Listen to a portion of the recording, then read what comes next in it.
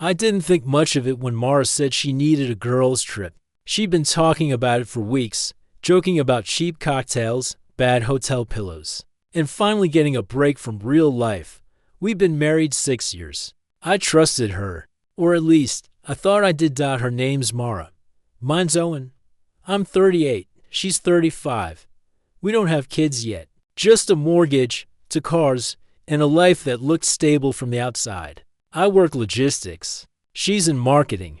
Busy, normal, predictable. Or so I believed. The morning she left, she kissed me quick, already distracted, phone in hand. "Don't be boring while I'm gone," she laughed. I smiled and told her to have fun. I meant it. The first day was fine. A couple of selfies. One blurry group photo with her friends Lena, Brooke, and some other faces I barely recognized. She texted, "Landed safe. Don't miss me too much." I replied with a joke and went on with my day. That night, I sent a simple goodnight text. No reply. I figured she was out late. Girls' trips are like that. I didn't push. Day 2. Still nothing. I checked her Instagram story. A short clip of a poolside bar, loud music, bodies pressed together. She looked different, not bad. Just freer than I'd seen her in a while. I liked the story. Sent a message. Looks wild. Stay safe. Seen. No response. By day 3, something shifted in my gut. Not panic yet. Just discomfort. I called her around noon. Straight to voicemail. Tried again that evening. Same thing. Then I noticed it. Her profile picture disappeared in WhatsApp. My messages weren't delivering. She had blocked me. Not muted. Not busy. Blocked. I stared at my phone longer than I'd like to admit. Married men aren't supposed to feel replaceable, but in that moment, I felt erased. I told myself there had to be a reason. Maybe she lost her phone. Maybe it was a glitch. Still, if you're married and your spouse blocks you for days, that silence isn't neutral. It speaks. If you're still with me, take a second to hit like so this story can reach others who felt that same quiet panic. That night, I barely slept. Every scenario ran through my head. Harmless fun. Drunk mistake. Something worse. I replayed the last few months, looking for signs I'd ignored. Her late nights. The sudden gym obsession. The way she'd started guarding her phone like it held state secrets.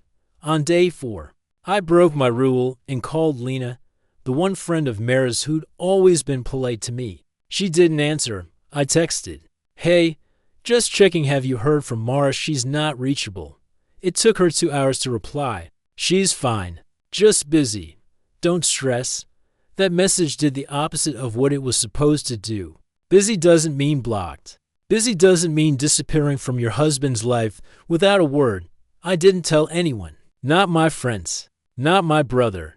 There's a particular humiliation in admitting your wife might be choosing silence over you. Instead, I kept going through the motions: work, gym, empty dinners. At this point in the story, I'm curious. Drop a comment and tell me honestly, if your spouse blocked you during a trip, what would your first assumption be? On the 5th night, around 1 a.m., her Instagram lit up again.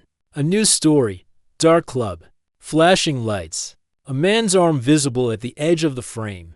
Not her friends. Not subtle. The caption was a single emoji I'd never seen her use with me. Something cold settled in my chest.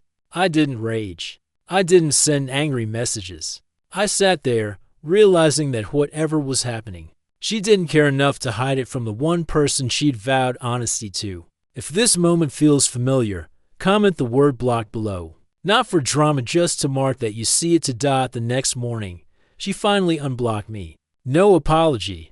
No explanation. Just a message. "Can we talk when I get back?" That was it. Not "I'm sorry." Not "something happened."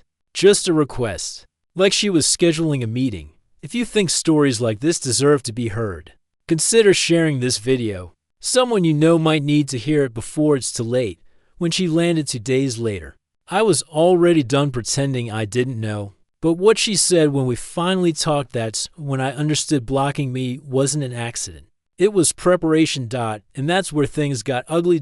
When Mara walked through the door, she looked rested, tan, calm, like someone who'd had exactly the kind of week she needed. She hugged me like you hug a coworker, polite, brief, already pulling away. No guilt in her eyes. No urgency to explain. "Before you say anything," she said, setting her bag down, "I just need you to listen." That sentence told me everything. People only ask for silence when they plan to control the narrative. She sat at the kitchen counter, scrolling through her phone as she talked. Said the trip got intense. Said she needed space. Said blocking me was for her mental health. She didn't look at me once while she said it. I asked one question. Just one. "Were you alone?" She paused. "Not long. Just enough." Then she smiled small, defensive. "I didn't cheat, if that's what you're asking." It wasn't an answer. It was a dodge. I asked again. "Were you alone with another man this time?" She sighed like I was exhausting her. "I didn't plan anything. It just happened." That word "happen" did more damage than a confession would have. Like loyalty is something that slips on a wet floor. She told me his name was Eli. Said he was nice. Said he listened. Said it didn't mean anything. Said blocking me was easier than dealing with my reactions. As if I was the inconvenience in my own marriage. I didn't yell. I didn't interrupt. I let her talk herself into a corner. Then I asked if it meant nothing. "Why did you block me?" She finally looked up, and for the first time, her voice cracked. "Because if I heard your voice, I might not have done it." That was the moment I stopped being angry and started being done.